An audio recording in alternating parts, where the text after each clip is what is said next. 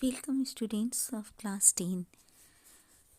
Today I am before you with the third part of the chapter Madam Rides the Bus. In previous section of this chapter we have read how Valli had taken her ride on the bus and while she was standing on her seat she met an old man and then an old woman whom she disliked. What will happen? What would happen then? We will read in its third part. Her first journey was careful when stacking elaborate plans she had to make for it. अपनी इस पहली यात्रा के लिए उसे कितनी सावधानी से भरी हुई, कितनी मेहनत से भरी हुई विस्तृत योजनाएं बनानी पड़ी. She had thriftily saved whatever stray coins came her way, resisting every temptation to buy peppermints, toys, balloons, and the like, and finally, she has saved a total 60 पैसे. अपनी बस के किराए के लिए कुल 60 पैसे जमा करने के लिए उसे कई सेक्रीफाइसेस देना पड़ा. कई चीज़ों के लिए जो एक बच्ची की कई इच्छाएं जागृत होती है, उस बच्ची के रूप में उसे अपनी सारी इच्छाओं को दबाना पड़ा. जैसे जहाँ से भी उसे सिक्के मिले उन्हें वह बहुत ही कंजूसी से इकट्ठा की. टॉफ़ियाँ, खिलौने, गुब्बारे, इस प्रकार की कई चीज़ें खरीदने के लिए उसने अपने लालच को, अपने टेम्पटेशन को, अपनी इच्छा को उसने दबाया और इस तरह बस के किराए के दोनों तरफ के किराए के कुल 60 पैसे उसने बचाया.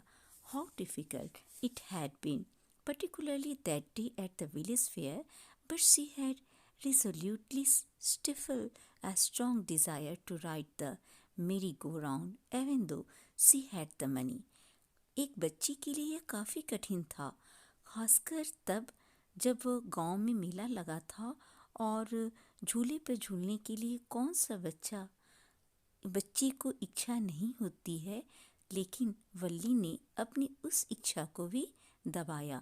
After she had enough money saved, her next problem was how to slip out of the house without her mother's knowledge.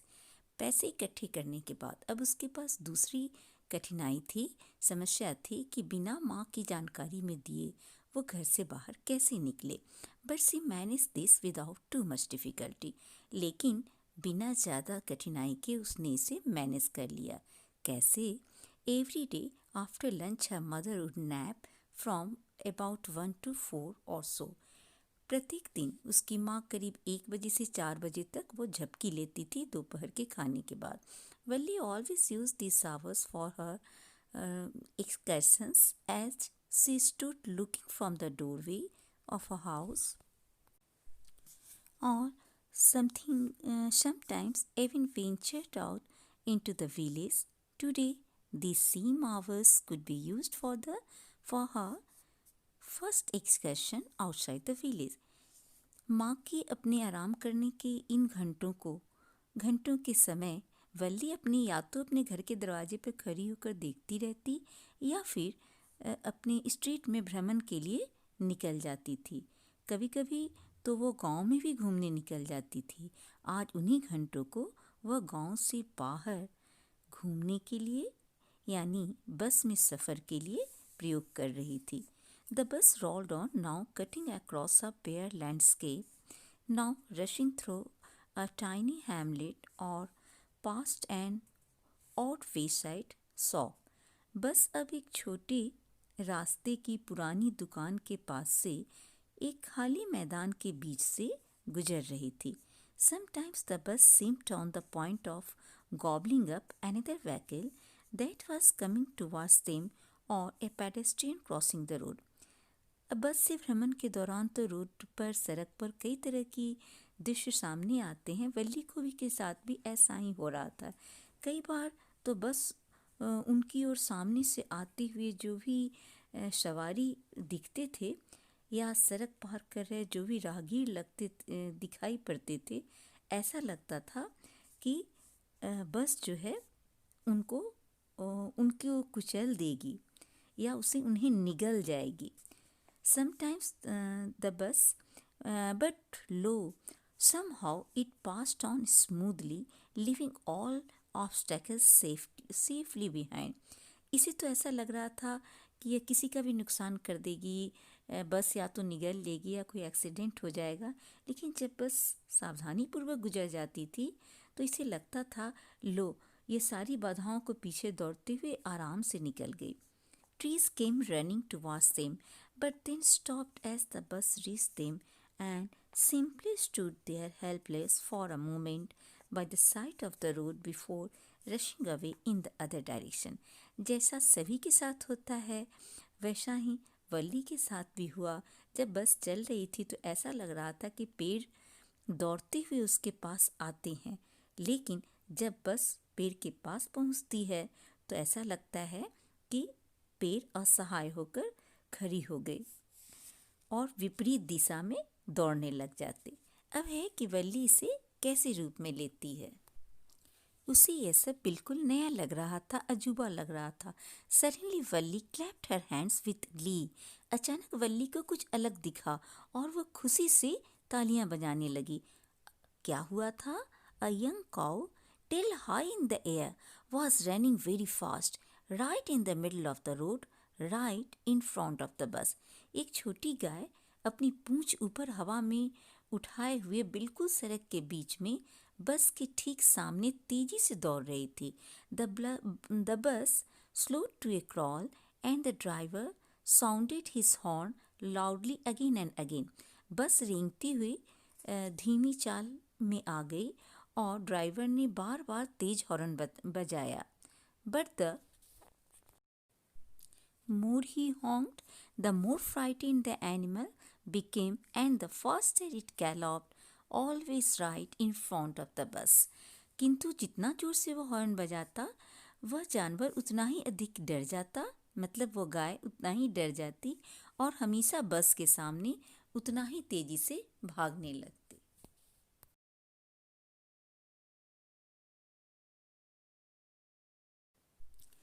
Somehow this was very funny to Valli. She laughed and laughed until there was tears in her eyes. किसी प्रकार यह दृश्य वल्ली के लिए काफ़ी मज़ेदार था।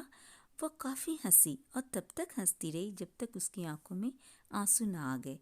Hey lady, haven't you laughed enough? called the conductor.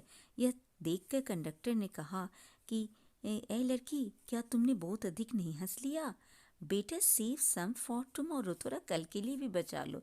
At last the cow moved off the road. अंत में वो गाय जो है वो सड़क से हट गई। And soon the bus came to a railroad crossing. अब बस कहाँ आ गई? एक railroad crossing के पास। A speck of a train could be seen in the distance, growing bigger and bigger as it drew near. और दूर से रेलगाड़ी की आती हुई रेलगाड़ी की एक झलक दिखी, एक आकृति दिखी, लेकिन जैसे जैसे वह नज़दीक आ रही थी उसकी आकृति बड़ी होती जा रही थी। Then it rushed past the crossing gate with a tremendous roar and rattle, shaking the bus. जैसा कि ट्रेन जब गुजरती है, जो गुमती बंद होता है तो जैसे गुजरती है, वैसा ही उसके साथ भी हुआ, उस बस के साथ भी। और वल्ली ने पहली बार चूँकि ऐसा देखा था इसलिए सब कुछ उसको बहुत अलग सा महसूस हुआ। तो यह जो बस ट्रेन थी, रेलगाड़ी, वो काफ़ी तेज आवाज़ और खड़खड़ाहट के साथ गुमती के पास से निकल गई। Then the bus went on and passed the train station. उसके बाद बस भी आगे निकल गई और स्टेशन को क्रॉस कर गई। From there it traversed a busy, well laid out shopping street and turning entered wider thoroughfare. इसके बाद यह एक व्यस्त, बहुत अच्छी सी बनाई हुई दुकानों वाली गली से मुड़ते हुए एक चौड़े रास्ते पर यह बस आ गई। Such big bright looking shops, what glittering displays of cloths and other merchandise, such big crowds. अब शहर की दुकानों को देखकर काफ़ी चमकती हुई दुकानें थीं, कपड़े और दूसरे सामान भी काफ़ी चमकते हुए दिख रहे थे। उसे काफ़ी अलग लगा, बहुत ही गांव में ऐसा उसे देखने को नहीं मिलता था, उसे काफ़ी अलग लगा। Struck dumb with wonder, Wally gaped at everything. हर चीज़ को बहुत ही आश्चर्य से एकदम गूंगी होकर, ऐसा लग रहा था जैसे वो गूंगी हो गई हो और हर चीज़ को निहार रही थी। Then the bus stopped and everyone got off except Valli. उसके बाद उस बाजार में पहुंचकर बस रुक गई। वल्ली को छोड़कर बाकी सभी यात्री उतर गए। "Hey lady," said the conductor, "aren't you ready to get off? This is as far as your 30 पैसे takes you." अब कंडक्टर ने इसे टोकते हुए कहा, "ए लड़की, क्या तुम्हें नहीं उतरना है? तुमने जो 30 पैसे का किराया दिया था वो इतनी दूरी में पूरा हो गया." "No," Valli said, "I am going back on the same bus." वल्ली ने मना कर दिया क्योंकि उसने कहा कि वह इसी बस से फिर वापस जाएगी। She took another 30 पैसे from her pocket and handed the coins to the conductor. आप यहाँ पे भी वल्ली की समझदारी देखेंगे। उसने एक बार में ही सारा पैसा नहीं दे दिया। उसने समझदारी से फिर दूसरी ट्रिप रिटर्न जर्नी के लिए फिर से अपने पॉकेट से 30 पैसे निकाल कर उसने कंडक्टर को दिया। कंडक्टर ने पूछा, "why is something the matter?" क्या कोई बात है क्या? "No, nothing is the matter, I just felt like having a bus ride, that's all." तो वो काफ़ी हल्के में सीमित शब्दों में एक समझदारी से वह बात कर रही थी अपनी यात्रा को सही अंजाम देने के लिए। तो उसने कहा कि नहीं, कोई बात नहीं, बस मुझे बस की यात्रा करनी है। "Don't you want to have a look at the sights now that you are here?" क्या तुम जब यहाँ आ गई हो तो क्या बाहर के दृश्यों को नहीं देखना चाहोगी? "All myself, oh I would be much too afraid." मैं अपने आप, नहीं नहीं भाई, मुझे तो बहुत डर लगेगा। Greatly amused by the girl's way of speaking, the conductor said, "But you weren't afraid to come in the bus?" लड़की के ऐसे बोलने के अंदाज से कंडक्टर बहुत खुश हुआ और उसने कहा, "क्या तुम्हें बस में आते समय डर नहीं लगा?" "Nothing to be afraid of about that," she answered. कि नहीं, ऐसी कोई बात नहीं है। "Well, then why not you go that stall over there and have something to drink?" तो वो उससे कुछ लालच दिलाता है। मतलब वो बहुत उसे अच्छी लग रही थी वल्ली, और इसलिए बच्चे के रूप में उसे लालच दिलाते हुए कहता है, "अच्छा वहाँ देखो, वहाँ स्टॉल है, चलो वहाँ पीने के लिए कुछ ले लेते हैं." "Nothing to be afraid of about that either." उसमें डरने की कोई बात नहीं है। तो वह कहती है, "oh no, I couldn't do that." फिर वो समझदारी से जवाब देती है कि नहीं नहीं, मैं ऐसा नहीं लूँगी, मैं ऐसा कुछ नहीं करूँगी। ऐसा वो क्यों कहती है? क्योंकि वह जानती थी, इतनी समझदारी रखती थी कि उसके पास पैसे नहीं हैं तो वह कैसे ले लेगी। "Well then let me bring you a cold drink." तो ये भी कहता है कि ठीक है, तो मैं तुम्हारे लिए कोल्ड ड्रिंक ले आता हूँ। "No, I don't have enough money, just give me my ticket, that's all." तो वह फिर समझदारी से कहती है कि उसके पास पैसे नहीं हैं, केवल उसे उसका टिकट दे दिया जाए।